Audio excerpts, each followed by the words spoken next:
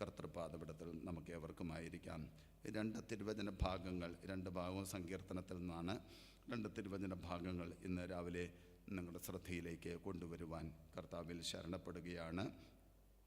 ഒന്നാമതായിട്ട് 5-ാമത്തെ സങ്കീർത്തനം, അതിൻ്റെ 7-ാമത്തെ വാക്യം. 5-ാമത്തെ സങ്കീർത്തനം, അതിൻ്റെ 7-ാമത്തെ വാക്യം. മറ്റൊരാൾക്ക് അല്ലെങ്കിൽ 2-ാമത്തെ ഭാഗം വായിച്ചോ. ഞാനോ നിന്റെ കൃപയുടെ ബഹുത്വത്താൽ നിന്റെ ആലയത്തിലേക്ക് ചെന്ന് നിന്റെ വിശുദ്ധ മന്ദിരത്തിന് നേരെ നിങ്കിലുള്ള ഭക്തിയോടെ ആരാധിക്കും. ഇന്ന് വായിച്ച സങ്കീർത്തന ഭാഗം 102-ാം സങ്കീർത്തനമാണല്ലോ. 102-ാം സങ്കീർത്തനത്തിൻ്റെ 12, 13, 14 വാക്യങ്ങൾ കൂടെ നമുക്ക് വായിക്കാം. 12, 13, 14 വാക്യങ്ങൾ കൂടെ. നീയോ യഹോവേ എന്നേക്കുമുള്ളവൻ, നിന്റെ നാമം തലമുറ തലമുറയായി നിലനിൽക്കുന്നു. നീ എഴുന്നേറ്റ് സിയോനോട് കരുണ കാണിക്കും. അവളോട് കൃപ കാണിപ്പാനുള്ള കാലം, അതെ, അതിനുള്ള സമയം വന്നിരിക്കുന്നു. നിന്റെ ദാസന്മാർക്ക് അവളുടെ കല്ലുകളോട് താല്പര്യവും അവളുടെ പൂഴിയോട് അലിവും തോന്നുന്നു. ഈ അനുഗ്രഹിക്കപ്പെട്ട തിരുവചനങ്ങൾക്കായി കർത്താവിനെ സ്തുതിക്കുകയും വാഴ്ത്തുകയും ചെയ്യുന്നു. 5-ാം സങ്കീർത്തനത്തിലെ 7-ാമത്തെ വാക്യത്തിലേക്ക് നമുക്ക് അവസാന സമയമാകുമ്പോഴേക്കും വരാം. 102-ാം സങ്കീർത്തനമാണ് നമ്മൾ ഇന്ന് രാവിലെ സമയം വായിപ്പാനിടയായി തീർന്നത്. സാധാരണ അങ്ങനെ ഞാൻ സങ്കീർത്തനത്തിൽ നിന്ന് അപൂർവമായിട്ട് പ്രസംഗിക്കാറുള്ളൂ. ഇന്ന് പകലിൽ ഈ തിരുവചന ഭാഗത്തുകൂടെ കർത്താവ് നമ്മോടെല്ലാവരോട് സംസാരിക്കേണ്ടതിനായിട്ട് എല്ലാവരും പ്രാർത്ഥനയോടെ ദൈവപാദപീഠത്തിൽ ആയിരിക്കുക. കർത്താവ് നമ്മെ എല്ലാവരെയും അനുഗ്രഹിക്കുകയും സഹായിക്കുകയും ചെയ്യുമാറാകട്ടെ. ചില ആഴ്ചകൾക്ക് മുമ്പ് ഈ സങ്കീർത്തന ഭാഗത്തിലെ 1-2 വാക്യങ്ങൾ പ്രിയ ആറ്റുമാലിലെ സന്തോഷ് മാമയുടെ വീട്ടിലെ പ്രാർത്ഥനയുടെ അന്ന് ഈ സങ്കീർത്തനത്തിലെ 1-2 വാക്യങ്ങൾ നമ്മൾ ചിന്തിച്ചു. സ്തോത്രം. അത് 6-7 വാക്യങ്ങളാണ്. ഞാൻ മരുഭൂമിയിലെ വേഴാമ്പൽ പോലെ ആകുന്നു, ശൂന്യസ്ഥലത്ത് മൂങ്ങ പോലെ തന്നെ ഞാൻ ഉറക്കിളച്ചിരിക്കുന്നു, വീട്ടിൻ മുകളിൽ തനിച്ചിരിക്കുന്ന കുരികിൽ പോലെ ആകുന്നു. ആ വാക്യങ്ങൾ നമുക്ക് അന്ന് അവിടെയുള്ള കോട്ടേജ് മീറ്റിങ്ങിൽ ചിന്തിപ്പാനിടയായി തീർന്നത് ഓർമ്മയുണ്ട്. നിങ്ങൾക്കും അത് ഓർമ്മയുണ്ട് എന്ന് വിചാരിക്കുന്നു. അതും 103-ാം സങ്കീർത്തനം കൂടെ കണക്ട് ചെയ്താണ് നമ്മൾ അന്ന് ചിന്തിപ്പാനിടയായി തീർന്നത്. ഈ സങ്കീർത്തനം നമ്മൾ പഠിക്കുമ്പോൾ അരിഷ്ടൻ്റെ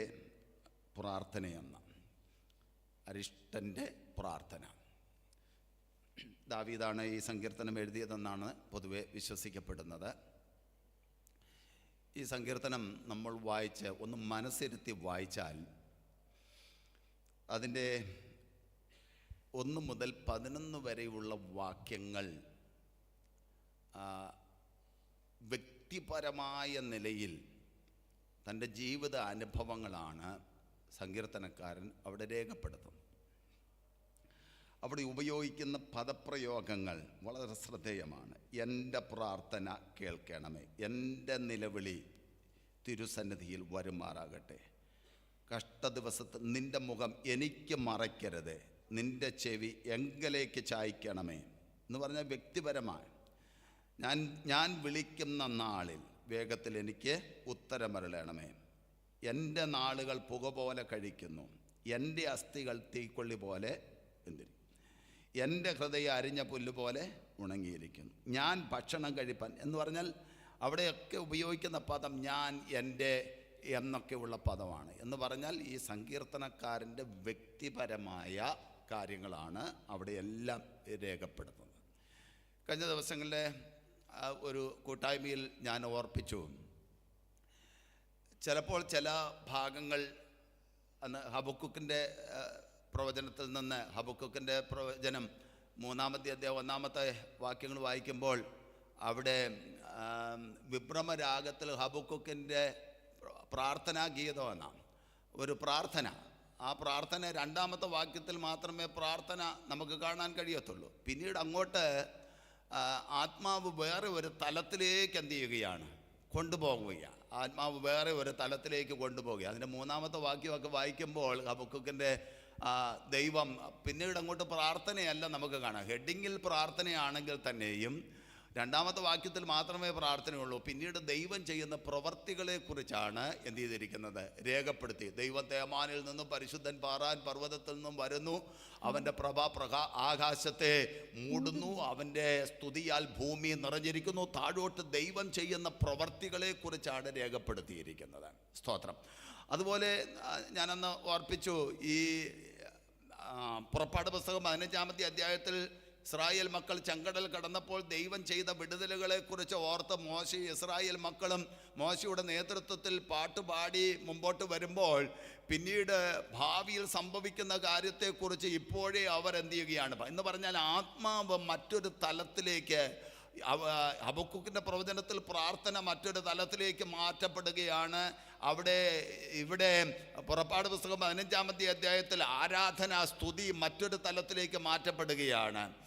ഇവിടെ ഈ വായിച്ച സങ്കീർത്തനത്തിലേക്ക് നമ്മൾ വരുമ്പോൾ 102-ാം സങ്കീർത്തനത്തിൽ വ്യക്തിപരമായ കാര്യങ്ങളൊക്കെ പറഞ്ഞു വരുമ്പോൾ 12-ാമത്തെ വാക്യം ആകുമ്പോഴേക്കും ഇതിൻ്റെ ഗതി മാറുകയാണ്, ഇതിൻ്റെ കോഴ്സ് മാറുകയാണ്, അതിൻ്റെ ഗതി എന്ത് ചെയ്യുകയാണ്, മാറുകയാണ്. സ്തോത്രം.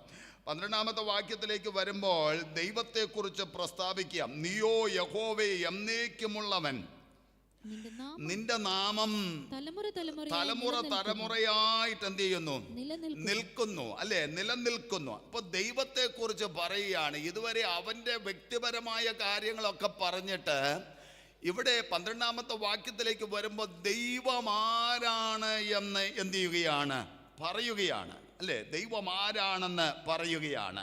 ദൈവം, ഞാൻ അതിൻ്റെ മുകളിലത്തെ വാക്യത്തിൽ എൻ്റെ ആയുസ് ചാഞ്ഞു പോകുന്ന നിഴൽ പോലെ ആകുന്നു, ഞാൻ പുല്ലുപോലെ എന്ത് ചെയ്യുന്നു, ഉണങ്ങിപ്പോകുന്നു എന്നൊക്കെ പറയുമ്പോൾ ഞാൻ ക്ഷണികനാണ്. പക്ഷെ ദൈവമാരാണ്, ദൈവമാരാണ്? യഹോവേ എന്നേക്കുമുള്ളവൻ, നിന്റെ നാമം തലമുറയായി നിൽക്കുന്നു. ഇന്ന് പകൽവേളയിൽ ഈ ദൈവവചനം ചിന്തിക്കുമ്പോൾ നമ്മളൊക്കെ ക്ഷണികരാണെന്നും എന്നാൽ നമ്മുടെ ദൈവം ആരാണ് എന്നുള്ള വ്യക്തമായ ഒരറിവാണ് നമ്മുടെ ജീവിതത്തിൽ ഉണ്ടാകേണ്ടുന്നത്. അവിടെയാണ് നമ്മുടെ ജീവിതത്തിൽ വ്യത്യാസമുണ്ടാകുന്നത്.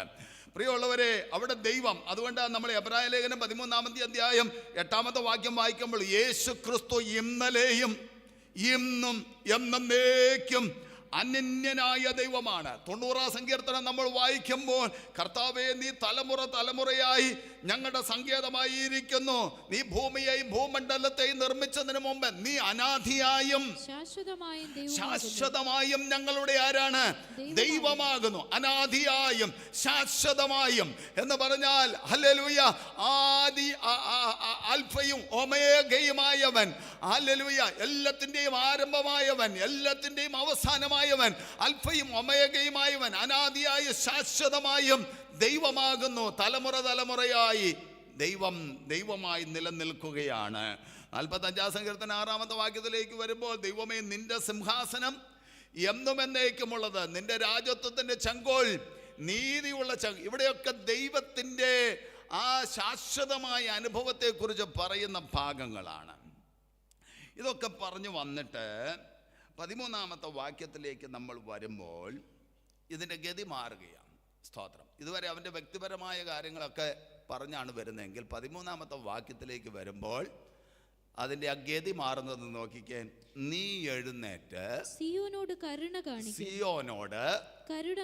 കാണിക്കും, അവളോട് കൃപ കാണിപ്പാനുള്ള കാലം, അതിനുള്ള സമയം എന്ത് ചെയ്തിരിക്കുന്നു, വന്നിരിക്കുന്നു. ഇതുവരെ ദാവീദ് തൻ്റെ വ്യക്തിപരമായ ഞാൻ, എന്നെ, എനിക്ക് എന്നൊക്കെ പറഞ്ഞ് വന്നിട്ട് 13-ാമത്തെ വാക്യത്തിലേക്ക് വരുമ്പോൾ തന്നെ അങ്ങ് മാറ്റുകയാണ്, തന്നെ എന്ത് ചെയ്യുക, അതാണ് ആത്മാവ് അതിൻ്റെ ഗതിയെ മാറ്റുകയാണ്. തന്നെ അങ്ങ് മാറ്റിയിട്ട് ആ പ്രാർത്ഥന മുഴുവനും വേറെ ഒരു തലത്തിലേക്ക് എന്ത് ചെയ്യുകയാണ്, മാറുക. ദൈവത്തിൻ്റെ പരിശുദ്ധാത്മാവ് ഇന്ന് പകൽവേളയിൽ ആ തിരുവചന ഭാഗത്തുകൂടെ ആ 2 വാക്യങ്ങളിൽ കൂടെ നമ്മുടെ എല്ലാവരോട് ഇടപെടേണ്ടതിനായിട്ട് എല്ലാ പ്രിയപ്പെട്ടവരും പ്രാർത്ഥനയോടെ, ഇതുവരെ ഞാൻ അതിൻ്റെ ഒരു പശ്ചാത്തലം പറഞ്ഞു വരികയായിരുന്നു.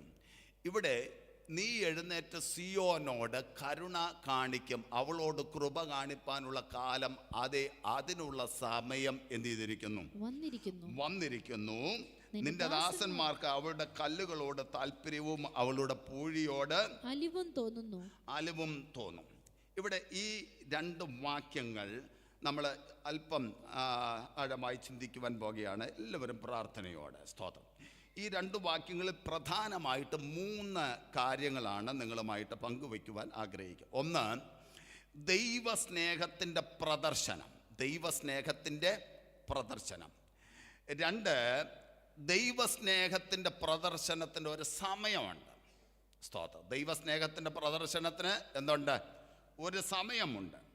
3, ആ ദൈവസ്നേഹത്തിൻ്റെ പ്രദർശനത്തിൻ്റെ ആ സമയത്ത് അത് ചെയ്യുമ്പോൾ അതിനകത്ത് ഒരു സാധ്യതയുണ്ട് എന്നുള്ളതാണ്. സ്തോത്രം. അതിനകത്ത് എന്തുണ്ട്? ഒരു സാധ്യത ഉണ്ട്. ഈ 3 കാര്യങ്ങളാണ്. ഒന്ന്, ദൈവസ്നേഹത്തിൻ്റെ പ്രദർശനമാണ്. ഒന്നാമത് നമ്മൾ ചിന്തിക്കുന്നത് ദൈവസ്നേഹത്തിൻ്റെ പ്രദർശനം. അത് നീ എഴുന്നേറ്റോ സിയോനോട് എന്ത് കാണിക്കും? കരുണ കാണിക്കും. അവളോട് കൃപ കാണിപ്പാനുള്ള കാലം, അതെ, അതിനുള്ള സമയം എന്ത് ചെയ്തിരിക്കുന്നു? സമയത്തെക്കുറിച്ച് നമുക്ക് പിന്നെ ചിന്തിക്കാം. അവിടെ പറഞ്ഞിരിക്കും, നീ എഴുന്നേറ്റ് സിയോനോട് കരുണ കാണിക്കും, അവളോട് കൃപ കാണിപ്പാനുള്ള കാലം. 2 പ്രധാനപ്പെട്ട പദങ്ങളാണ് അവിടെ. ഒന്ന് കരുണ, മറ്റൊന്ന് കൃപ. അല്ലേ? ഒന്ന് കരുണ, മറ്റൊന്ന് കൃപ. സ്തോത്രം. ഈ കരുണയും കൃപയും ഒരുമിച്ച് വരുന്ന അനേക തിരുവചന ഭാഗങ്ങളുണ്ട്. 103-ാം സങ്കീർത്തനത്തിൽ തന്നെ അതിൻ്റെ 8-ാമത്തെ വാക്യത്തിലുണ്ട്, യഹോവ കരുണയും കൃപയും നിറഞ്ഞവനാകും. അല്ലേ? കരുണയും കൃപയും നിറഞ്ഞവനായി. എബ്രായ ലേഖനം 4-ാമത്തെ അധ്യായം 16-ാമത്തെ വാക്യം നമുക്ക് എല്ലാവർക്കും പരിചിതമായ വാക്യമാണ്. എബ്രായ ലേഖനം 4-ാമത്തെ അധ്യായം 16-ാം വാക്യം. അതുകൊണ്ട് കരുണ ലഭിപ്പാനും തൽസമയത്ത് സഹായത്തിനുള്ള കൃപ പ്രാപിപ്പാനുമായി. ഓക്കെ, 2 പദങ്ങളുണ്ട് അവിടെ. കരുണ പ്രാപിപ്പാനും തൽസമയത്ത് സഹായത്തിനുള്ള കൃപ പ്രാപിപ്പാനും നാം ധൈര്യത്തോടെ കൃപാസനത്തിന് അടുത്ത് ചെല്ലുക. അപ്പോൾ ഈ വാക്യങ്ങളിലൊക്കെ യഹോവ കരുണയും കൃപയും നിറഞ്ഞവനാകുന്നു. ഇവിടെ പറയുന്നത് അതുകൊണ്ട് കരുണ ലഭിപ്പാനും തൽസമയത്ത് സഹായത്തിനുള്ള കൃപ പ്രാപിപ്പാനും. ഈ 2 പദങ്ങൾ അങ്ങനെ അനേക വേദഭാഗങ്ങളുണ്ട്. ഞാൻ ഒന്ന് എടുത്ത് പ്രസ്താവിച്ചു എന്ന് മാത്രമേ ഉള്ളൂ. അപ്പോൾ ഇത് 2ഉം നമുക്ക് വായിക്കുമ്പോൾ കരുണ, കൃപ, അല്ലേ? ഈ 2 വാക്യങ്ങളും വായിക്കുമ്പോൾ ഒരേ അർത്ഥം നമുക്ക് ഫീൽ ചെയ്യുമെങ്കിൽ തന്നെയും ഇതിന് 2നുമുള്ള അർത്ഥവ്യത്യാസം എന്ന് പറയുന്നത് എന്താ? കരുണ എന്ന് പറയുന്നത്, സ്തോത്രം, ഞാൻ മേഴ്സി എന്നാണ്, മറ്റേത് ഗ്രേസ്. ഗ്രേസ് ഒക്കെ പുറകിൽ ഇരിപ്പുണ്ട്. അപ്പോൾ ഗ്രേസ് എന്ന് പറയുന്നത് കരുണ എന്ന് പറയുന്നതും തമ്മിൽ ഉള്ള വ്യത്യാസം ഞാൻ ഓർപ്പിക്കാം. സ്തോത്രം. ഒന്ന്, കരുണ എന്ന് പറഞ്ഞാൽ എന്താണ് എന്ന് ചോദിച്ചാൽ, സ്തോത്രം, നമുക്ക് അർഹതപ്പെട്ടത് തരാതെ ഇരിക്കുന്നതാണ് എന്തെന്ന് പറയുന്നത് ദൈവത്തിൻ്റെ കരുണ എന്ന് പറയുന്നത്. എന്ന് പറഞ്ഞാൽ നമുക്ക് അർഹതപ്പെട്ടത് ദൈവം നമുക്ക് തരാതെ ഇരിക്കുന്നതാണ് എന്തെന്ന് പറയുന്നത് ദൈവത്തിൻ്റെ കരുണ എന്ന് പറയുന്നത്. കൃപ എന്ന് പറയുന്നത് അർഹത, എനിക്ക് തെറ്റിയിട്ടൊന്നുമില്ല കേട്ടോ, നമുക്ക് അർഹതപ്പെട്ടത് തരാതെ ഇരിക്കുന്നതാണ്, ദൈവം തരാതെ ഇരിക്കുന്നതാണ് എന്തെന്ന് പറയുന്നത് ദൈവത്തിൻ്റെ കരുണ എന്ന് പറയുന്നത്. കൃപ എന്ന് പറയുന്നത് അർഹതയില്ലാത്തത് നമ്മോട് ദൈവ സ്നേഹം തോന്നി തരുന്നതാണ് ദൈവത്തിൻ്റെ കൃപ. അർഹതയില്ലാത്തത് നമ്മോട് ദൈവം കരുണ തോന്നി തരുന്നതാണ് ദൈവത്തിൻ്റെ കൃപ എന്ന് പറയും. ഇവിടെ കരുണ എന്ന് പറഞ്ഞാൽ നമുക്ക് അർഹതപ്പെട്ടത് നമുക്ക് തരാതെ ഇരിക്കുന്നതാണ്. ഞാനത് പറയുമ്പോൾ നിങ്ങൾക്ക് മനസ്സിലാകും. സ്തോത്രം. പ്രിയമുള്ളവരെ, നമ്മൾ ചെയ്യുന്ന ഓരോ തെറ്റുകൾക്കും നിശ്ചയമായിട്ടും, അല്ലേ, മക്കൾ തെറ്റ് ചെയ്താൽ അപ്പനും അമ്മയും ആ മക്കളെ എന്ത് ചെയ്യും? ശിക്ഷിക്കും, അല്ലേ? അവരെ ശിക്ഷിക്കും. ശിക്ഷകളുടെ രീതികളൊക്കെ വ്യത്യാസമാണെങ്കിലും പല നിലകളിൽ നമ്മൾ അവരെ എന്ത് ചെയ്യും? ശിക്ഷിക്കും. സ്തോത്രം. അതുപോലെ നമ്മളെല്ലാവരും തെറ്റ് ചെയ്യുമ്പോൾ നമ്മളെല്ലാവരും ദൈവത്തിൻ്റെ ശിക്ഷയ്ക്ക് എന്താണ്? പാത്രീഭൂതരാണ്, അല്ലേ? ദൈവത്തിൻ്റെ ശിക്ഷയ്ക്ക് നമ്മളെല്ലാവരും പാത്രീഭൂതരാണ്. ഓരോ തെറ്റിനും തമ്പുരാൻ നമ്മെ അടിച്ചു എങ്കിൽ, അല്ലെങ്കിൽ അടിക്കുന്നു എങ്കിൽ, നമ്മളാരും ഈ ഭൂമിയുടെ മുഖത്ത് കാണത്തില്ല പ്രിയമുള്ളവരെ. അങ്ങനെ നമ്മൾ ചെയ്യുന്ന ഓരോ തെറ്റിനും തമ്പുരാൻ നമ്മുടെ തലക്കെട്ട് ഓരോന്ന് തരികയായിരുന്നെങ്കിൽ ഇന്ന് ഇവിടെ നമുക്ക് ആർക്കും ഇരിക്കാൻ കഴിയത്തില്ല. നമ്മൾ ചെയ്ത ഓരോ തെറ്റുകളും ഓരോ കുറ്റങ്ങളും ഇന്ന് പകൽ വേളയിൽ പ്രിയമുള്ള ദൈവത്തിന്റെ മക്കളെ, അതിനെല്ലാം ശിക്ഷ ഉറപ്പായിരുന്നു. എന്നാൽ എൻ്റെ ദൈവം നമ്മോട് കരുണ തോന്നി നമ്മുടെ ജീവിതത്തിൽ അർഹിച്ച പല ശിക്ഷകളും നമ്മുടെ ജീവിതത്തിൽ മാറ്റിക്കളഞ്ഞതാണ് എൻ്റെ ദൈവത്തിന്റെ കരുണ. ആ കരുണ അനുഭവിക്കുന്ന ദൈവത്തിന്റെ മക്കൾ ഒരുമിച്ചൊന്ന് ദൈവത്തെ സ്തുതിക്കാൻ കഴിയുമെങ്കിൽ അവർ ദൈവത്തെ സ്തുതിക്കട്ടെ. ദൈവത്തിന് സ്തോത്രം. ഇന്ന് പകൽ വേളയിൽ ഞാൻ നിങ്ങൾ ചെയ്ത ഓരോ തെറ്റുകൾക്കും, അവിടെയാണ് നമ്മുടെ പുതിയ നിയമത്തിലെ ചിന്തകളിലേക്ക് വരുമ്പോൾ, നാം ചെയ്ത തെറ്റുകൾക്ക് നമ്മുടെ കർത്താവ് കാൽവറി ക്രൂശിൽ ശിക്ഷയേറ്റു. സ്തോത്രം. ഒന്ന് ദൈവത്തെ സ്തുതിക്കാൻ പറ്റുമോ? സ്തോത്രം. ഹല്ലേലൂയ. യേശുവിൽ വിശ്വസിച്ച നമുക്ക് അവൻ എന്തൊഴിവാക്കി? ശിക്ഷ ഒഴിവാക്കി നമുക്ക് രക്ഷ തന്നു. അതാ ദൈവത്തിന്റെ കരുണ എന്ന് പറയുന്നത്. ദൈവത്തിന് സ്തോത്രം. ഇന്ന് പകൽ വേളയിൽ ദൈവത്തിന്റെ കരുണ അനുഭവിക്കുന്ന ദൈവത്തിന്റെ മക്കളാണ് നമ്മളെല്ലാവരും. ഈ കഴിഞ്ഞ ഒരാഴ്ചയിൽ നമ്മൾ ചെയ്ത തെറ്റിനെല്ലാം എൻ്റെ ദൈവം നമ്മെ അടിച്ചിരുന്നെങ്കിൽ ഇന്ന് പകൽ വേളയിൽ നമ്മൾ അടി കൊണ്ട് എത്രയോ അടി കൊള്ളുമായിരുന്നു, എത്രയോ ശിക്ഷ നമുക്ക് കിട്ടുമായിരുന്നു. എന്നാൽ എൻ്റെ ദൈവമേ എന്നോട് കരുണ തോന്നണമേ എന്ന് പറഞ്ഞപ്പോൾ അവൻ നമ്മോട് കരുണ തോന്നി നമ്മെ അടിക്കാതെ വിട്ടതിനെ ഓർത്ത് ഒന്ന് ദൈവത്തെ സ്തുതിക്കാൻ കഴിയുമെങ്കിൽ, ഹല്ലേലൂയ, ഹല്ലേലൂയ, ഹല്ലേലൂയ. ഈ വേദപുസ്തകത്തിലൊരു വാക്യമുണ്ട്, യഹോവയെ വലത്തോട്ട് നോക്കി എന്ത് ചെയ്യണേ, അല്ലേ? അങ്ങനെ ഒരു വാക്യല്ലേ? എനിക്കൊന്ന് 142 സങ്കീർത്തനത്തിലാന്ന് തോന്നുന്നു, അതിൻ്റെ 4-ാമത്തെ വാക്യം. അതിന് വ്യത്യസ്ത വ്യാഖ്യാനങ്ങളുണ്ട്. എന്നാൽ അല്ലേ 142-4 അല്ലേ? വലത്തോട്ട് നോക്കി കാണണമേ. സ്തോത്രം.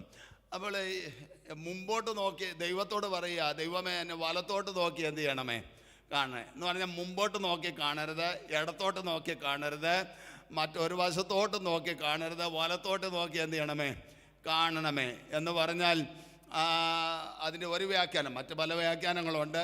നിങ്ങൾ ഈ ഒരു വ്യാഖ്യാനത്തിൽ മാത്രം പിടിച്ചുകൊണ്ടിരിക്കരുത്. അതിൻ്റെ ഒരു വ്യാഖ്യാനം എന്ന് പറയുന്നത്, വലത്തോട്ട് നോക്കി കാണണമേ എന്ന് പറയുമ്പോൾ കർത്താവ് അല്ലെങ്കിൽ പിതാവായ ദൈവം വലത്തോട്ട് നോക്കിയാൽ കാണുന്നത് ആരെയാ?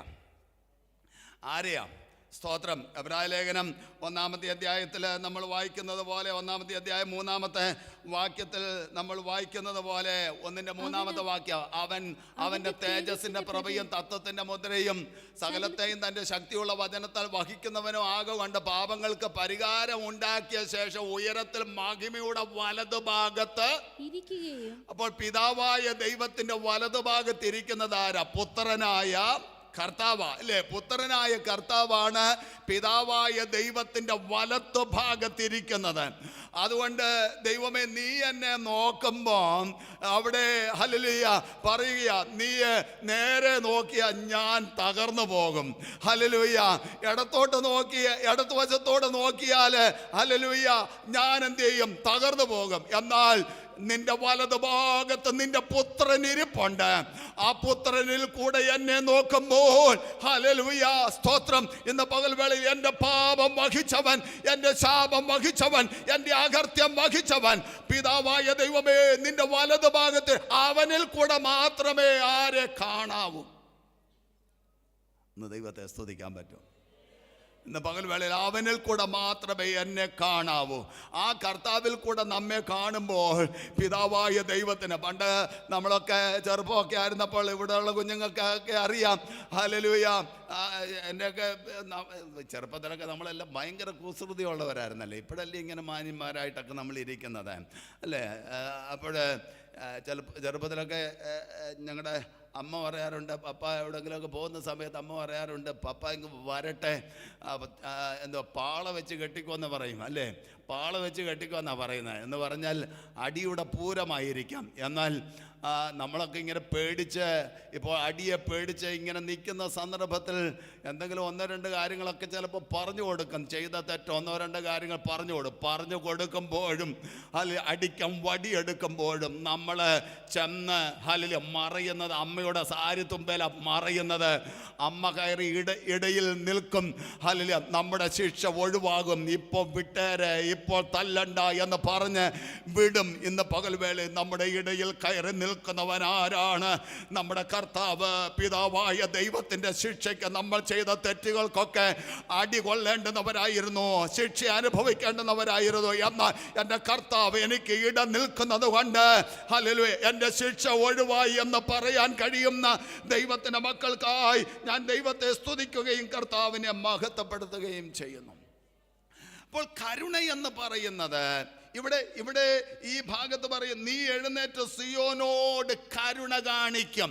ഇവിടെ ഇസ്രായേൽ മക്കളുടെ ബാബിലോൺ പ്രവാസത്തെ കുറിച്ച് പ്രവചനാത്മാവിൽ, അതാ ഞാൻ പറഞ്ഞത്, ഇതുവരെ തൻ്റെ വ്യക്തിപരമായ കാര്യങ്ങളെ കുറിച്ച് ദാവീദ് പറഞ്ഞു വന്നിട്ട് പെട്ടെന്ന് ഭാവിയിൽ ഇസ്രായേൽ മക്കൾക്ക് സംഭവിപ്പാൻ പോകുന്ന ബാബേൽ പ്രവാസത്തെ കണ്ടുകൊണ്ട് അവരുടെ വിടുതലിന് വേണ്ടി പെട്ടെന്ന് ആത്മനിയോഗത്താൽ ആ ഭക്തൻ ദൈവസന്നിധിയിൽ പ്രാർത്ഥിക്കുന്ന പ്രാർത്ഥനയാ നമുക്കിവിടെ കാണാം. ദാവീദ് ആരായിരുന്നു? ഒരു പ്രവാചകനായിരുന്നു. ഹല്ലേലൂയ. അപ്പോസ്തലപ്രവൃത്തിയുടെ പുസ്തകം 2-ാമത്തെ അധ്യായത്തിൽ അത് രേഖപ്പെടുത്തിയിട്ടുണ്ട്. ദാവീദ് പ്രവാചകനാകിയ എന്ന് രേഖപ്പെടുത്തിയിട്ടുണ്ട്. അതുകൊണ്ട് ഇതുവരെ തൻ്റെ വ്യക്തിപരമായ കാര്യങ്ങൾ പറഞ്ഞു വന്നിട്ട് ഇവിടെ ഇത് ഭാവിയിൽ ഇസ്രായേൽ മക്കൾ ബാബിലോണിൽ പ്രവാസത്തിൽ പോകുമെന്നും ആ പ്രവാസത്തിൽ പോകുന്ന അനുഭവത്തിൽ നിന്ന് അവർക്കൊരു മടങ്ങി വരവുണ്ടാകുമെന്നും ഒക്കെയുള്ള കാര്യങ്ങൾ പ്രവചനാത്മാവിൽ ഇവിടെ കാര്യങ്ങൾ പ്രസ്താവിക്കുകയാണ്. ഇവിടെ പറയുകയാണ്, നീ എഴുന്നേറ്റോട് സിയോനോട് എന്ത് കാണിക്കും? ഇന്ന് പകൽവേളയിൽ പ്രിയമുള്ള ദൈവത്തിൻ്റെ മക്കളെ, അവർ ബാബേൽ പ്രവാസത്തിൽ പോയത് അവർ ചെയ്ത തെറ്റുകൊണ്ടാണ്. എങ്കിലും അവരോട് ക്ഷമിക്കാൻ കരുണ തോന്നി അവരോട് ക്ഷമിക്കുന്ന ദൈവത്തിൻ്റെ സ്നേഹത്തിൻ്റെ പ്രദർശനത്തെയാണ് ഈ ഭാഗത്ത് പ്രസ്താവിച്ചിരിക്കുന്നത്. 2-ാമത്തെ ഭാഗം എന്ന് പറയുന്നത് അവളോട് സ്തോത്രം കൃപ കാണിപ്പാനുള്ള കാലം. ഒന്ന്, കരുണ കാണിച്ചുകൊണ്ട് ആ ശിക്ഷയിൽ നിന്ന് എന്ത് ചെയ്യുകയാണ്? ഒഴിവാക്കുകയാണ്. 2, അവളോട് കൃപ കാണിക്കുക. കൃപ എന്ന വാക്കിന് പ്രധാനമായിട്ട് 3 അർത്ഥങ്ങളാണ് ഉള്ളത്. ഒന്ന്, അൺമെറിറ്റഡ് ഗിഫ്റ്റ് എന്ന് പറഞ്ഞാൽ അർഹതയില്ലാത്ത ദാനം എന്നുള്ളതാണ്. 2-ാമത്തെ പ്രേഷ്യസ് ഗിഫ്റ്റ്. കഴിഞ്ഞ ദിവസം അവരുടെ പേര് ചോദിച്ചപ്പം എനിക്കൊന്ന് പ്രേഷ്യസ് ഇതിൻ്റെ തിരിപ്പുണ്ടെന്ന് തോന്നുന്നു, അല്ലേ? അവിടെ പുറകിലിരിപ്പുണ്ട്. പ്രേഷ്യസ് ഗിഫ്റ്റ് എന്നാണ്, വിലമതിക്കാനാകാത്ത ദാനം. സ്തോത്രം. 3, ദാതാവിന് മുതൽ മുടക്കുള്ളതും, സ്തോത്രം, സ്വീകർത്താവിന് മുതൽ മുടക്കില്ലാത്തതുമായ ദാനമാണ് എന്ത് കൃപ എന്ന് പറയുന്നത്. ദാതാവിന് മുതൽ മുടക്കുള്ളത് എന്ന് പറഞ്ഞാൽ തരുന്ന ആൾക്ക് മുതൽ മുടക്കുള്ളത്, മേടിക്കുന്ന ആൾക്ക് യാതൊരു മുതൽ മുടക്കും ഇല്ലാത്തതാണ് ഏതെന്ന് പറയുന്നത് ഈ കൃപ എന്ന് പറയാം. സ്വീകരിക്കുന്ന ആൾക്ക് 1 രൂപയുടെ പോലും എന്തില്ല, മുതൽ മുടക്കില്ല. ഇന്ന് പകലിൽ പ്രിയമുള്ള നമ്മുടെ രക്ഷ ദൈവത്തിൻ്റെ എന്താണ്? ദാനമാണ്, അല്ലേ? എഫേസ്യ ലേഖനം 1:5 മുതൽ 8 വരെയുള്ള വാക്യങ്ങൾ നമ്മൾ വായിക്കുമ്പോൾ അത് നമുക്ക് അവിടെ മനസ്സിലാക്കാൻ കഴിയും. നമ്മുടെ രക്ഷ ദൈവത്തിൻ്റെ ദാനമാണ്. വ്യർത്ഥവും പിതൃപാരമ്പര്യവും ഉള്ളതായ നമ്മുടെ നടപ്പിൽ നിന്ന് നമ്മെ വീണ്ടെടുത്തിരിക്കുന്നത് വെള്ളി, പൊന്ന് മുതലായ അഴിഞ്ഞു പോകുന്ന വസ്തുക്കളെ കൊണ്ടല്ല, ക്രിസ്തുവിൻ്റെ നിർമ്മലവും നിർദോഷവുമായ കുഞ്ഞാടിൻ്റെ വിലയേറിയ രക്തത്താലാണ് നമ്മെ വീണ്ടെടുത്തിരിക്കുന്നത്.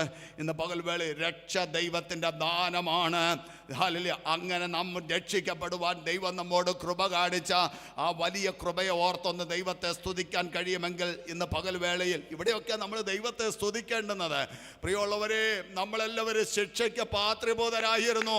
എന്നാൽ എൻ്റെ കർത്താവ് നമ്മെ തൻ്റെ രക്തത്താൽ വിലയ്ക്ക് വാങ്ങി. വെള്ളി, പൊന്ന് മുതലായ അഴിഞ്ഞു പോകുന്ന വസ്തുക്കളെ കൊണ്ടല്ല നമ്മെ വിലയ്ക്ക് വാങ്ങിയത്.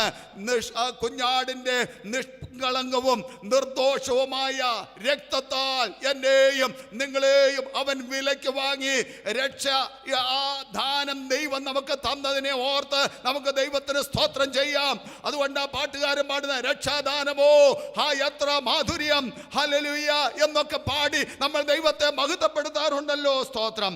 അപ്പോൾ ദൈവത്തിൻ്റെ സ്നേഹത്തിൻ്റെ പ്രദർശനമാണ് നമ്മുടെ രക്ഷ എന്ന് പറയുന്നത്. ദൈവം കാണിച്ച വലിയ കൃപയാണ്.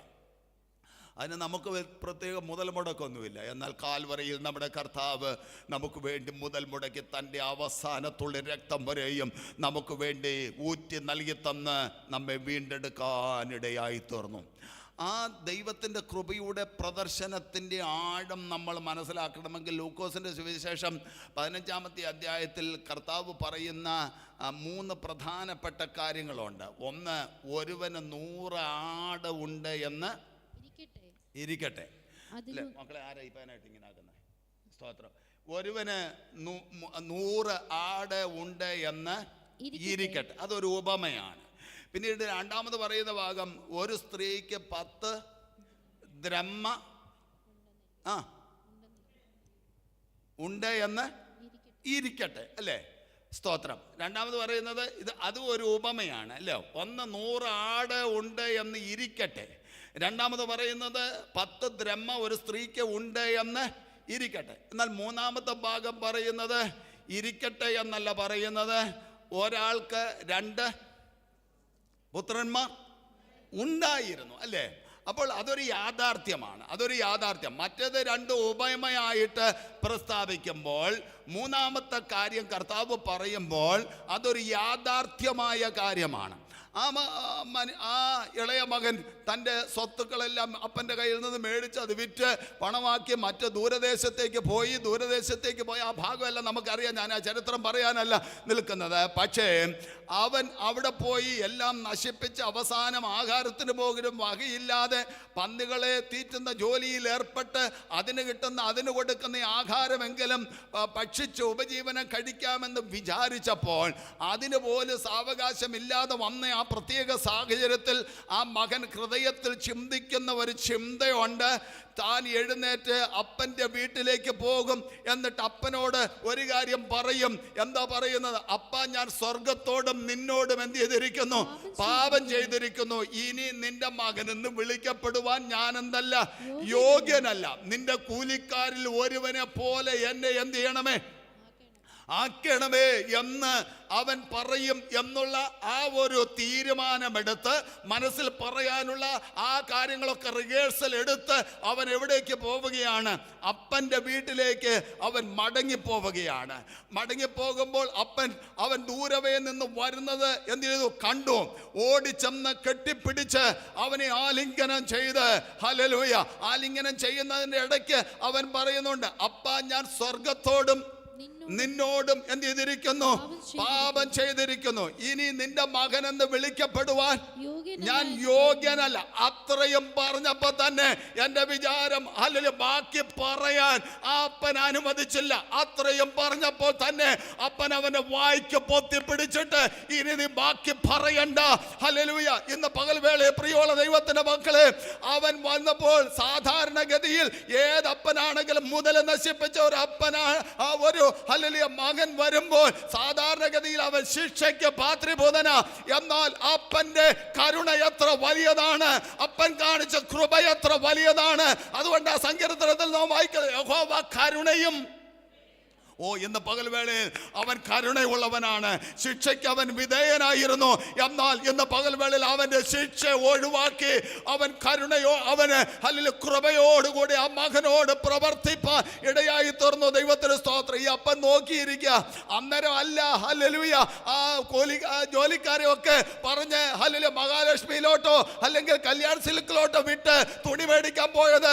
ഹല്ലേലൂയ. അന്നേരം അല്ല ആ അപ്പൻ ഹല്ലേലൂയ ആഭരണം മേടിക്കാന് ആഭരണ കടയിലോട്ട് മോതിരം മേടിക്കാൻ വിട്ടത്.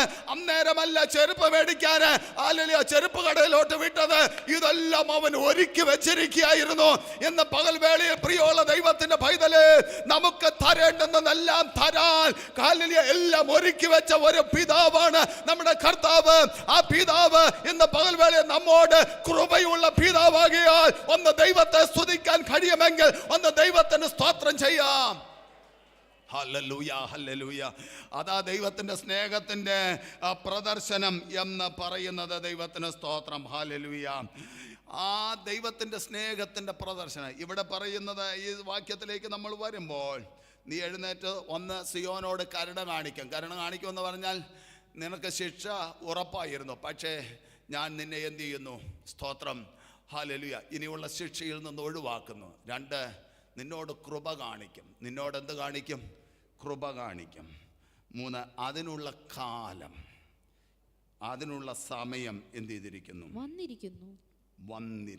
അതിനുള്ള സമയം എന്ത് ചെയ്തിരിക്കുന്നു? വന്നിരിക്കുന്നു. ഇന്ന് പകൽ വേളയിൽ പ്രിയമുള്ള ദൈവത്തിൻ്റെ മക്കളെ, എൻ്റെ ദൈവത്തിന് നമ്മുടെ ജീവിതത്തിൽ ഏത് വിഷയത്തിലും പ്രവർത്തിക്കാൻ ഒരു സമയമുണ്ട്. എല്ലാവരും പ്രാർത്ഥന. ഏത് വിഷയത്തിലും ദൈവത്തിന് നമ്മുടെ ജീവിതത്തിൽ പ്രവർത്തിക്കാൻ ഈ സമയത്തെക്കുറിച്ച് നമ്മൾ ചിന്തിക്കുമ്പോൾ 2 സമയങ്ങളുണ്ട്. ഒന്ന് ക്രോണോസ് ഉണ്ട്, മറ്റേത് കൈറോസ് ഉണ്ട്. സ്തോത്രം.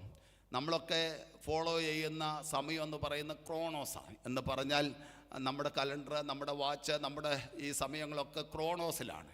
എന്നാൽ ദൈവത്തിൻ്റെ സമയം എന്ന് പറയുന്നത് കൈറോസാണ്. എന്ന് പറഞ്ഞാൽ എല്ലാറ്റിനും ദൈവത്തിന് എന്തുണ്ട്?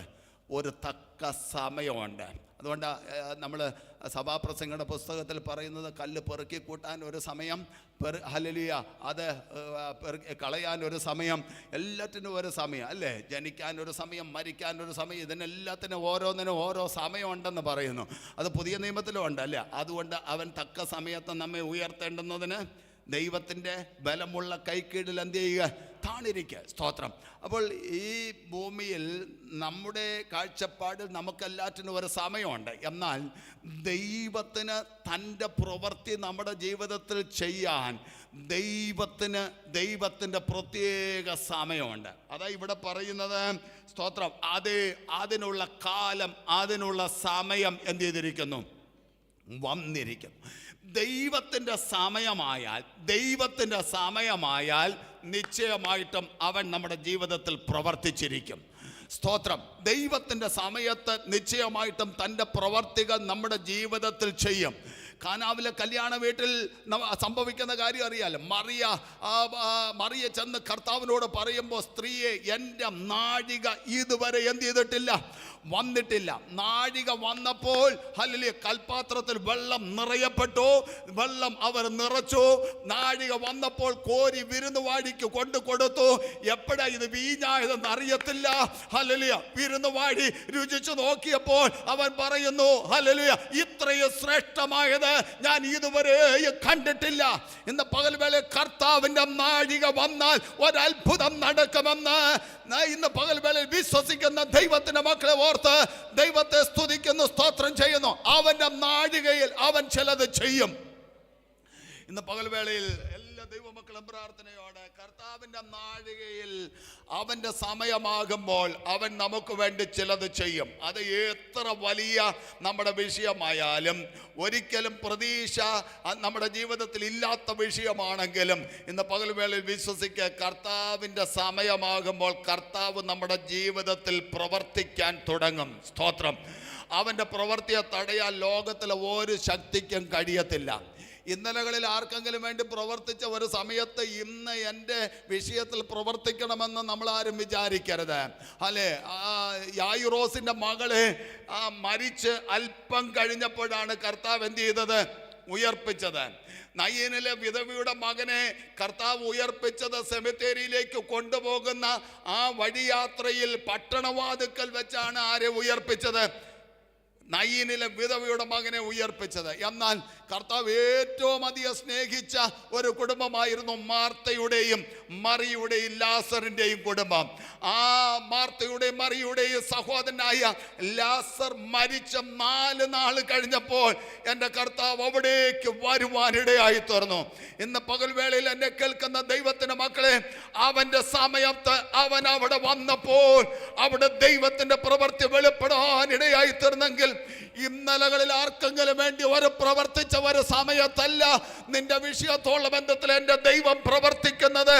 ആർക്കും വേണ്ടി പ്രവർത്തിക്കാത്ത ഒരു സമയം നിന്റെ വിഷയത്തിൽ പ്രവർത്തിക്കാൻ എൻ്റെ തമ്പുരാൻ കരുതി വെച്ചിട്ടുണ്ടെന്ന് ഇന്ന് പകൽവേളയിൽ വിശ്വസിക്കുന്ന ദൈവത്തിന്റെ മക്കളുണ്ടെങ്കിൽ അവർക്കൊന്ന് ദൈവത്തിന് സ്തോത്രം ചെയ്യാം.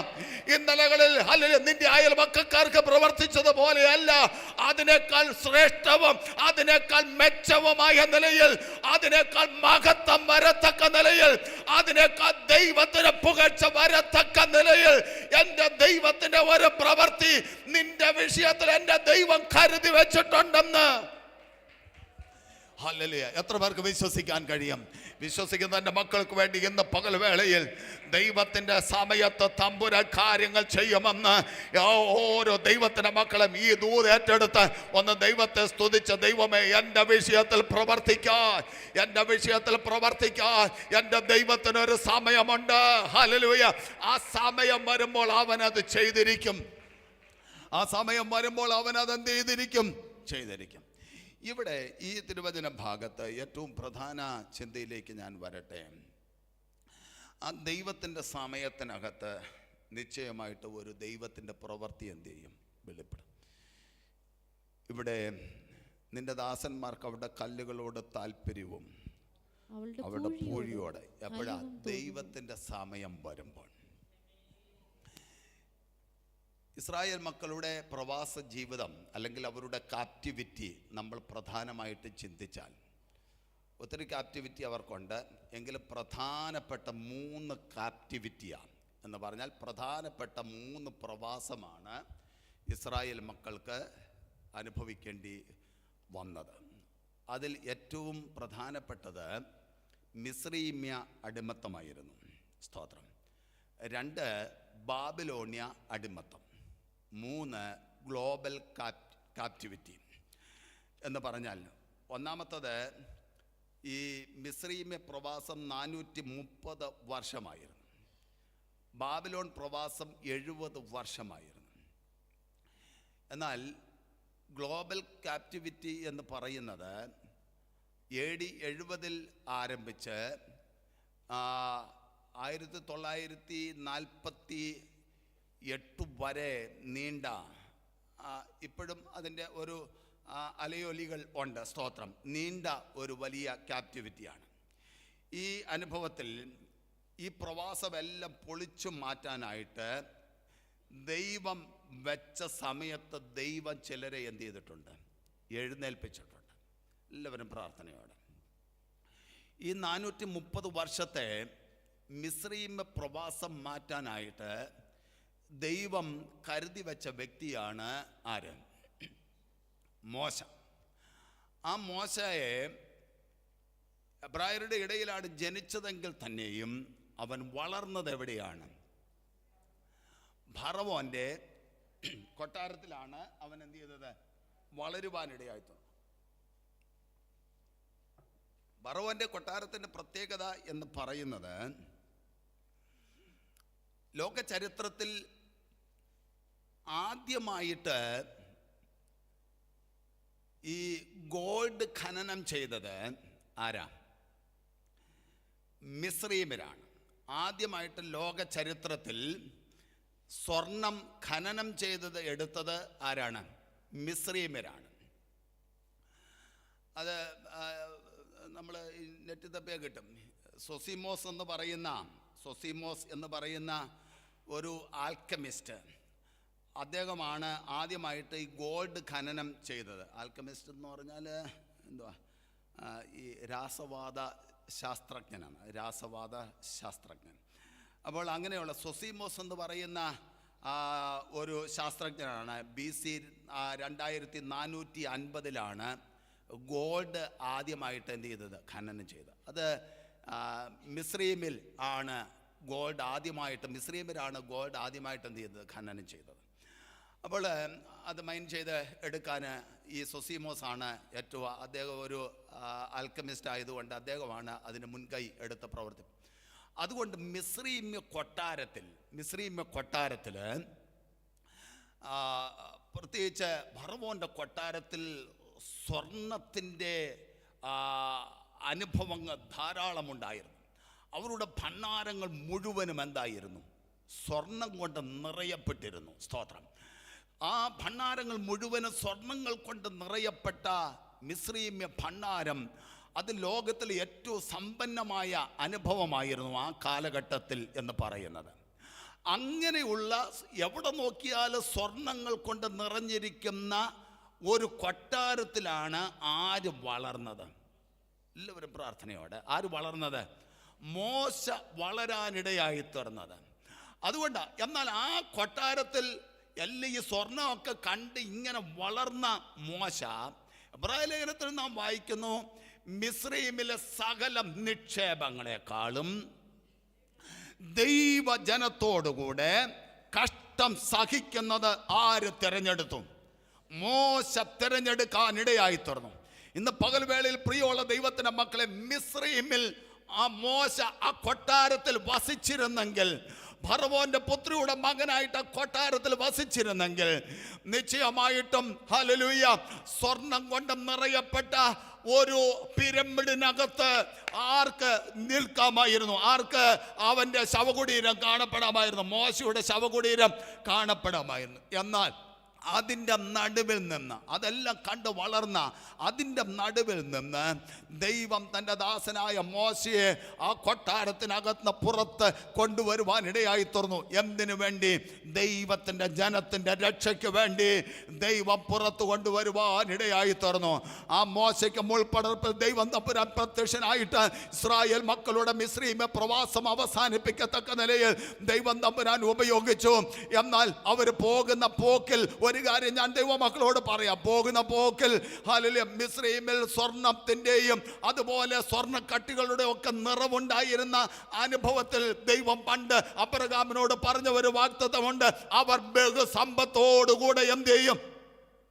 പുറപ്പെട്ടു പോകും. ദൈവത്തിന് സ്തോത്രം. ഇന്ന് പകൽവേളയിൽ അവർ ചോദിച്ചതൊക്കെ അവർക്ക് കൊടുത്ത് പിന്നത്തേതിൽ മരുഭൂമിയിൽ ഹല്ലേലൂയ അവരുടെ ആ സമാഗമന കൂടാരമൊക്കെ ഉണ്ടാക്കിയത് എല്ലാം സ്വർണം കൊണ്ട് പൊതിഞ്ഞ്, പെട്ടകം സ്വർണം കൊണ്ട് പൊതിഞ്ഞ്, എല്ലാം സ്വർണം കൊണ്ട് പൊതിഞ്ഞ് ആ വിധത്തിൽ അവർക്ക് പലകയെല്ലാം സ്വർണം കൊണ്ട് പൊതിഞ്ഞ്, അല്ലേ, അതിനകത്ത് സമാഗമന കൂടാരത്തിൽ 48 പലകൾ പൊന്നുകൊണ്ട് പൊതിയപ്പെട്ട് ആ വിധത്തിൽ സ്വർണം കൊണ്ടുള്ള വലിയ ഒരു ആലയം പണിയത്തക്ക നിലയിൽ ദൈവം പിന്നത്തേതിൽ കാരണമാക്കി തീർത്തെങ്കിൽ ഇന്ന് പകൽ വേള ദൈവമക്കളോട് ഞാൻ പറയാം, ദൈവത്തിൻ്റെ സമയത്ത് ദൈവം ചിലരുടെ ഉള്ളിൽ പ്രവർത്തിക്കും.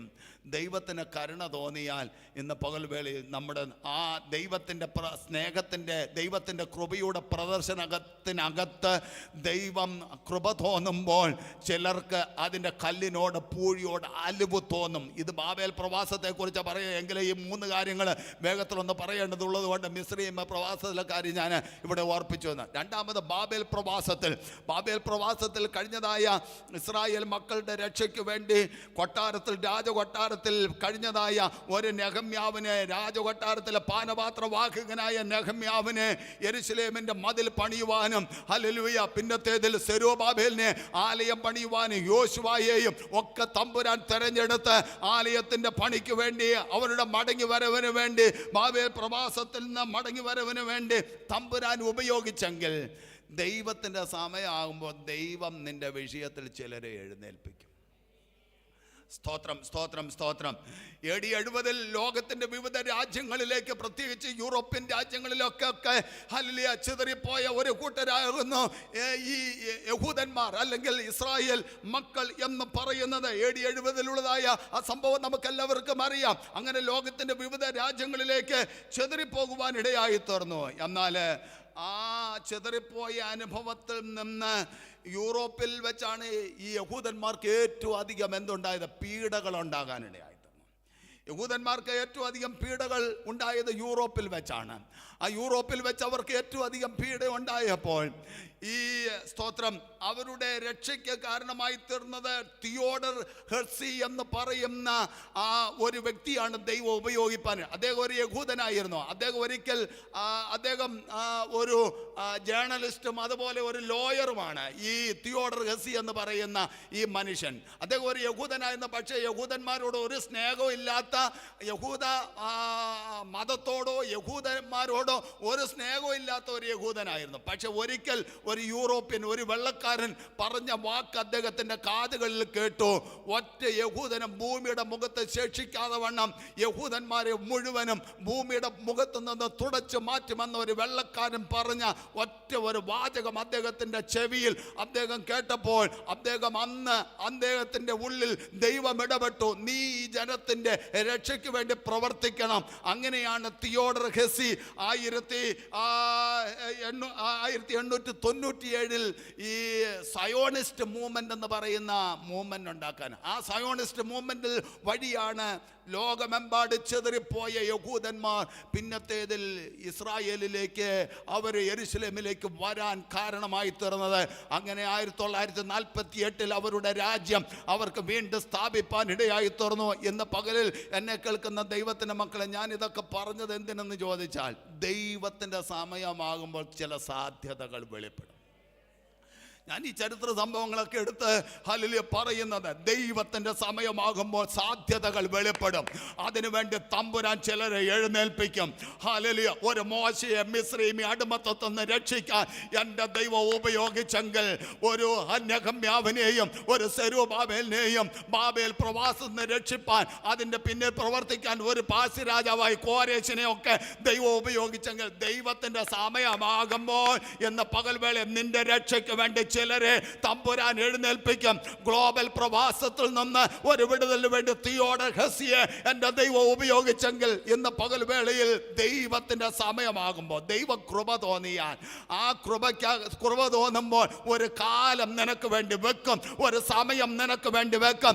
ആ സമയത്ത് തമ്പുരാന്റെ പ്രവൃത്തി നമുക്ക് വേണ്ടി വെളിപ്പെടാൻ ഇടയായി തീരും. ഇന്ന് പകൽവേളയിൽ വിശ്വസിക്കുന്ന എല്ലാ ദൈവത്തിന്റെ മക്കളും ഒന്ന് ദൈവത്തിന് സ്തോത്രം ചെയ്യാം. ദൈവം കാണിച്ച ആ കൃപയോർത്ത്, ദൈവം കാണിക്കുന്ന കരുണയോർത്ത്, ദൈവം കാണിക്കുന്ന അതേ ഓർത്ത് ആണ് ദൈവത്തിന്റെ മക്കൾ ദൈവത്തെ സ്തുതിക്കേണ്ടത്. അതുകൊണ്ട് 5-ാം സങ്കീർത്തനം 7-ാമത്തെ വാക്യത്തിൽ വായിക്കുന്നത്, ഞാനോ, ഹല്ലേലൂയ, 5-ാം സങ്കീർത്തനം, ഞാനോ നിന്റെ കൃപയുടെ ബഹുത്വത്താൽ നിന്റെ ആലയത്തിലേക്ക് ചെന്ന് നിന്റെ വിശുദ്ധ മന്ദിരത്തിന് നേരെ നിങ്കലുള്ള ഭക്തിയോടെ എന്ത് ചെയ്യും? ഇന്ന് പകൽവേളയിൽ ദൈവത്തിന്റെ കൃപ അനുഭവിച്ച ദൈവത്തിന്റെ മക്കൾ അടങ്ങിയിരിക്കരുത്. ദൈവത്തിന്റെ കൃപ അനുഭവിച്ച ദൈവത്തിന്റെ മക്കൾ ദൈവത്തിന്റെ ആലയത്തിലേക്ക് ചെന്ന് അവങ്കിലുള്ള ഭക്തിയോടെ ദൈവത്തെ ആരാധിക്കാൻ കടപ്പെട്ടവരാണ്. ഇന്ന് പകൽവേളയിൽ ഇവിടെ വന്നിരിക്കുന്ന ഞാനും നിങ്ങളും എല്ലാവരും ദൈവത്തിന്റെ കൃപ അനുഭവിച്ച ദൈവത്തിന്റെ മക്കളാണ്. ഒന്നുമില്ലെങ്കിലും നമ്മുടെ ശിക്ഷ മാറി നമുക്ക് രക്ഷ വന്നു എന്നുള്ള ഒറ്റ കാരണത്താൽ, നമ്മുടെ മരണശിക്ഷ മാറി നമുക്ക് രക്ഷ വന്നു എന്നുള്ള നിത്യജീവന്റെ രക്ഷ നമുക്ക് കിട്ടി എന്നുള്ള ഒറ്റ കാരണം മതി. ആ കൃപയോർത്ത് ഇന്ന് പകൽവേളയിൽ ദൈവത്തിന് നന്ദി കരേറ്റാൻ നമ്മളെല്ലാവരും കടപ്പെട്ടവർ. ഇവിടെ ദാവീദായി 5-ാം സങ്കീർത്തനം പറയുന്നത്, ദാവീദിന്റെ മേൽ ചൊരിഞ്ഞ ദൈവത്തിന്റെ കൃപ എത്ര വലിയതാണെന്ന് അറിയാമോ? എത്ര വലുതാണെന്നല്ല. എല്ലാവരും പ്രാർത്ഥനയോടെ ചില നിമിഷങ്ങൾ കൂടെ ഹല്ലേലൂയ, കാട്ടിൽ കിടന്ന തന്നെ ഹല്ലേലൂയ രാജസ്ഥാനത്തേക്ക് കൊണ്ടുവന്നത് ദൈവത്തിന്റെ കൃപയാ. പ്രിയമുള്ളവരെ, അത് ഓർക്കുമ്പോൾ തനിക്ക് ദൈവത്തെ സ്തുതിക്കാതിരിക്കാൻ കഴിയത്തില്ല. Hallelujah, hallelujah. ചേട്ടന്മാരെല്ലാം പരാജയപ്പെട്ട് മാറി നിൽക്കുമ്പോൾ, ശൗൽ രാജാവ് ഹല്ലേലൂയ ഭീതിയോടുകൂടെ മാറി നിൽക്കുമ്പോൾ, ഗോലിയാത്തിന്റെ നേരെ ചെന്ന് ജയം പ്രാപിപ്പാൻ കാരണമായി തീർന്നത് എൻ്റെ ദൈവത്തിന്റെ കൃപയാ. ഇന്ന് പകൽവേളയിൽ പലരും പരാജയപ്പെട്ട് മാറി നിന്ന സ്ഥാനത്ത്, പലരും നോക്കി നിന്ന സ്ഥാനത്ത് നിന്നെ എവിടെയെങ്കിലും ഒക്കെ തമ്പുരാൻ ഉപയോഗിച്ചെങ്കിൽ അത് ദൈവത്തിന്റെ കൃപയാ, ദൈവത്തിന്റെ കൃപയാ, ദൈവത്തിന്റെ കൃപയാ. ശൗല് പലപ്പോഴും കുന്തം കൊണ്ട് പുറകെ നടന്നിട്ടും നിന്റെ മേലെ ശൗലിന്റെ ഒരു കുന്തം പോലും കൊള്ളാതെ നിന്നെ സൂക്ഷിച്ചത് എൻ്റെ ദൈവത്തിന്റെ കൃപയാ, ദൈവത്തിന്റെ കൃപയാ. ഇതോർത്ത് ദാവീദിന് ദൈവത്തിന്റെ സന്നിധിയിൽ ചെന്ന് ദൈവത്തെ ആരാധിക്കാതിരിക്കാൻ കഴിയത്തില്ല. ഗത്ത് രാജാവായ ആഗീശിന്റെ മുമ്പാകെ ഒരിക്കൽ അകപ്പെട്ടപ്പോൾ ഹല്ലേലൂയ അവിടെ നിന്ന് രക്ഷപ്പെടാൻ ഒരു മാർഗവുമില്ലാതിരുന്നപ്പോൾ ആഗീശിന്റെ ഉള്ളിൽ എൻ്റെ ദൈവം ഇടപെട്ട്, എനിക്കിവിടെ വട്ടന്മാരില്ലാഞ്ഞിട്ടാണോ ഇവനെ ഇവിടെ കൊണ്ടുവന്നത് എന്ന് ചോദിച്ച് അവനെ അവിടെ നിന്ന് പറഞ്ഞയക്കാൻ കാരണമായി തീർന്നത് ദൈവത്തിന്റെ കൃപയാ, ദൈവത്തിന്റെ കൃപയാ. ഇന്ന് പകൽവേളയിൽ പ്രിയമുള്ള ദൈവമക്കളെ, താൻ ഇസ്രായേലിന്റെ രാജസ്ഥാനത്തേക്ക് വന്നപ്പോൾ ആ കസേരയിൽ തന്നെ ഇരുത്തത്തില്ലെന്ന് പറഞ്ഞ് ഫെലിസ്ത്യർ തന്നെ വെല്ലുവിളിച്ച സന്ദർഭത്തിൽ ആ കസേരയിൽ തന്നെ ഇരുത്താൻ കാരണമായി തീർന്നത് ദൈവത്തിന്റെ കൃപയാ. ഓ ഹല്ലേലൂയ, ഹല്ലേലൂയ. നിന്നെ ചില സ്ഥലത്ത് വാഴിക്കത്തില്ലെന്ന് പറഞ്ഞ് ശത്രു വെല്ലുവിളിക്കുമ്പോഴും അവിടെ നിന്നെ വാഴിക്കാൻ എന്റെ ദൈവത്തിന് നിശ്ചയമുണ്ടെങ്കിൽ അവിടെ നിന്നെ വാഴിക്കത്തക്ക നിലയിൽ നിന്നിൽ വ്യാപരിക്കുന്നത് ദൈവത്തിന്റെ കൃപയാ. Glory, hallelujah, hallelujah. സ്വന്തം മകനായ അബ്ശാലോം തനിക്കെതിരെ തിരിയുമ്പോഴും എന്ന് പകൽവേളയിൽ അവന്റെ കയ്യിൽ നിന്ന് അവരെ രക്ഷിച്ചത് ദൈവത്തിന്റെ കൃപയാ. അഹീത്തോപ്പേൽ തനിക്കെതിരെ ആലോചന പറയുമ്പോഴും ഇന്ന് പകൽവേളയിൽ അഹീത്തോപ്പേലിന്റെ ആലോചന വ്യർത്ഥമാക്കിയത് ദൈവത്തിന്റെ കൃപയാ. നിനക്കെതിരെ അവിടെ ഇവിടെയൊക്കെ ആലോചനകൾ നടന്നപ്പോഴും ഇന്ന് പകൽവേളയിൽ ആലോചനകളെ വ്യർത്ഥമാക്കി തീർത്തത് ദൈവത്തിന്റെ കൃപയാ. ഇത് അനുഭവിക്കുന്ന ദാവീദ് പറയാ, ഞാനോ നിന്റെ കൃപയുടെ ബഹുത്വത്താൽ. ഓ ഹല്ലേലൂയ. ഞാനോ നിന്റെ കൃപയുടെ ബഹുത്വത്താൽ നിന്റെ ആലയത്തിലേക്ക് ചെന്ന് നിങ്കലുള്ള ഭക്തിയോടെ നിന്നെ ആരാധിക്കാം. ഇന്ന് പകൽവേളയിൽ എവിടെയെങ്കിലുമൊക്കെ ദൈവത്തിന് കൃപ അനുഭവിച്ച ദൈവത്തിന്റെ മക്കളുണ്ടെങ്കിൽ അവരിതിനകത്ത് മൗനമായിരിക്കരുത്. അവർ ദൈവത്തെ സ്തുതിച്ച് ദൈവത്തെ മഹത്വപ്പെടുത്തണം. ഇടവും മലവും നോക്കേണ്ട കാര്യമില്ല. ഞാൻ അനുഭവിച്ചത് ദൈവത്തിന്റെ കൃപയാണെന്ന്, ഞാൻ അനുഭവിച്ചത് ദൈവത്തിന്റെ കൃപയാണെന്ന് ബോധ്യമുള്ള ദൈവത്തിന്റെ മക്കൾ ഇതിനകത്തുണ്ടെങ്കിൽ നീ അനുഭവിക്കുന്ന ഓരോ ദൈവത്തിന്റെ കൃപയ്ക്കും അനുസരിച്ച് hallelujah, hallelujah, hallelujah, hallelujah, hallelujah. പ്രിയമുള്ളവരെ, നാം രക്ഷിക്കപ്പെട്ടത് നമ്മുടെ കഴിവല്ല, നമ്മുടെ മിടുക്കല്ല, ദൈവത്തിന്റെ കൃപയാണ്. ദൈവത്തിന്റെ കൃപാദാനമാണ് നമ്മുടെ രക്ഷയ്ക്ക് കാരണമായി തീർന്നത്. Hallelujah, hallelujah. യേശുവിന്റെ രക്തദാനം. സെരുബ്ബാബേലിനോട് ഒരിക്കൽ ഹല്ലേലൂയ സക്കറിയ പ്രവാചകൻ വിളിച്ചു പറഞ്ഞു, സൈന്യത്താലുമല്ല ശക്തിയാലുമല്ല എൻ്റെ ആത്മാവിനാൽ തന്നെ. സെരുബ്ബാബേലേ, നീ ഈ ആലയത്തിന് അടിസ്ഥാനം ഇട്ടെങ്കിൽ ഇത് നിന്നെ കൊണ്ട് മുഴുമിപ്പിക്കത്തില്ലെന്ന് ശത്രു വാദിക്കുന്ന അനുഭവങ്ങളുണ്ട്. ശത്രു നിനക്കെതിരെ പോരാടുന്ന അനുഭവങ്ങളുണ്ട്. നിന്റെ പണി മുടക്കിക്കളയാൻ നോക്കുന്ന എല്ലാ ശക്തികളും ഉണ്ട്. എന്നാൽ അതിൻ്റെ നടുവിൽ സെരുബ്ബാബേലിനോട് ഒരു ദൂത് പറയാണ്, സെരുബ്ബാബേലേ, നീ ഇതിന് അടിസ്ഥാനം ഇട്ടെങ്കിൽ കൃപ കൃപ എന്ന ആർപ്പോടെ നീ ആണിക്കല്ല് കയറ്റും. ഇന്ന് പകൽവേളയിൽ ആരംഭിച്ച പലതും പൂർത്തീകരിക്കത്തില്ലെന്ന് ഹല്ലേലൂയ പറയുമ്പോഴും ഇന്ന് പകൽവേള അതിൻ്റെ നടുവിൽ കൃപ പകർന്ന് പൂർത്തീകരിക്കാൻ സഹായിച്ചതിനെ ഓർത്ത്, പൂർത്തീകരിക്കാൻ സഹായിക്കുന്നതിനെ ഓർത്ത് ഇന്ന് പകൽവേള അത് ദൈവത്തിൻ്റെ കൃപയാ, ദൈവത്തിൻ്റെ കൃപയാ. ഇന്ന് പകൽവേളയിൽ നീ ആരംഭിച്ച പലതും പൂർത്തീകരിക്കാതിരിക്കത്തക്ക നിലയിൽ ശത്രു പോരാടിയ സന്ദർഭത്തിലും ഹല്ലേലൂയ, ഹല്ലേലൂയ, ജനങ്ങൾ നിനക്കെതിരെ നിന്ന സന്ദർഭത്തിലും നിന്നെ കൊണ്ട് ചിലത് പൂർത്തീകരിപ്പാൻ ഇടയായി തീർന്നെങ്കിൽ അവങ്കിലുള്ള ഭക്തിയോടെ ദൈവത്തിന്റെ സന്നിധിയിൽ ചെന്ന് ആമേൻ, ആമേൻ, ആമേൻ, ഹല്ലേലൂയ. പൗലോസ് തൻ്റെ ജീവിതത്തിന് നേരെയുള്ള ശൂലം മാറാനായിട്ട് ഒരിക്കൽ 3 വട്ടം ദൈവത്തോട് പ്രാർത്ഥിച്ചു. തമ്പുരാൻ പറഞ്ഞ ഒരു വാചകമുണ്ട്, എൻ്റെ കൃപ നിനക്ക് മതി, എൻ്റെ ശക്തി. ഇന്ന് പകൽവേളയിൽ നിന്റെ രോഗത്തിൻ്റെ നടുവിലും ഹല്ലേലൂയ അത് നിന്നെ തളർത്തിക്കളയുമെന്ന് തോന്നുമ്പോഴും എൻ്റെ തമ്പുരാ കൃപ പകർന്ന് നിന്നെ ബലപ്പെടുത്തി നിർത്തിയിരിക്കുന്നെങ്കിൽ ഇന്ന് പകൽവേള ഈ രോഗം വന്ന പലരും ഭൂമിയുടെ മുഖത്തില്ല, എന്നാൽ നിന്നെ കൃപ പകർന്ന് നിർത്തിയിരിക്കുന്നെങ്കിൽ ഇന്ന് പകൽവേളയിൽ അതിനെ ഓർത്തൊന്ന് ദൈവത്തിന് സ്തോത്രം ചെയ്യാൻ. നമ്മുടെ മേൽ പകർന്നതെല്ലാം ദൈവത്തിൻ്റെ കൃപയുള്ളവർ. ഇങ്ങനെ പറയാൻ പോയാൽ ഇന്ന് മുഴുവൻ ഇവിടെ നിന്ന് പറയാൻ ഹല്ലേലൂയ തിരുവചനത്തിൽ ഒട്ടനവധി കാര്യങ്ങളുണ്ട്. ഇവിടെ എല്ലാം വ്യാപരിച്ചത് ദൈവത്തിന്റെ കൃപയാണ്. അതുകൊണ്ട് ആ സങ്കീർത്തനം പറഞ്ഞു, ഞാനോ നിന്റെ കൃപയുടെ ബഹുത്വത്താൽ. കൃപയുടെ ബഹുത്വമാ ഞാൻ അനുഭവിക്കുന്നതെല്ലാം ദൈവത്തിന്റെ കൃപയുടെ ബഹുത്വമാണ്. ആ കൃപയുടെ ബഹുത്വം അനുഭവിക്കുന്ന എല്ലാ ദൈവത്തിന്റെ മക്കളും ആ കൃപയുടെ ബഹുത്വമോർത്ത് മൗനമായിരിക്കാനല്ല പറയുന്നത്. ഞാനോ നിന്റെ കൃപയുടെ ബഹുത്വത്താൽ നിന്റെ ആലയത്തിലേക്ക് ചെന്ന്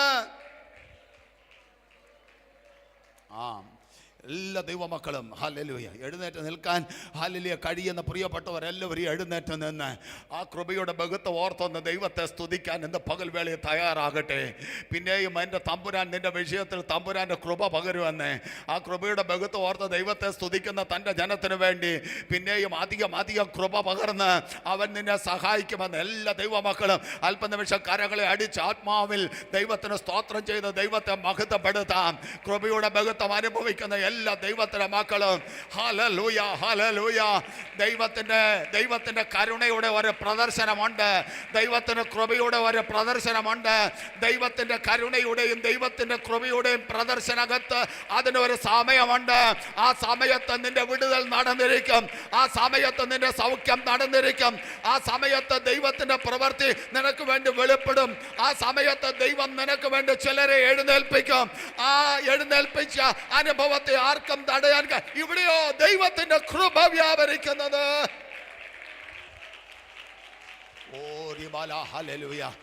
ഓ ദൈവത്തിന്റെ ശക്തി ഈ ആലയത്തിനകത്ത് ഓരോ വ്യക്തികളിലേക്കും ആ ദൈവത്തിന്റെ ശക്തി ഇറങ്ങുന്ന കൃപയുടെ ബഹുത്വമോർത്ത് ദൈവത്തെ ആരാധിക്കുകയും കൃപയുടെ ബഹുത്വമോർത്ത് ദൈവത്തെ മഹത്വപ്പെടുത്തുകയും ചെയ്യുന്ന എല്ലാവരുടെ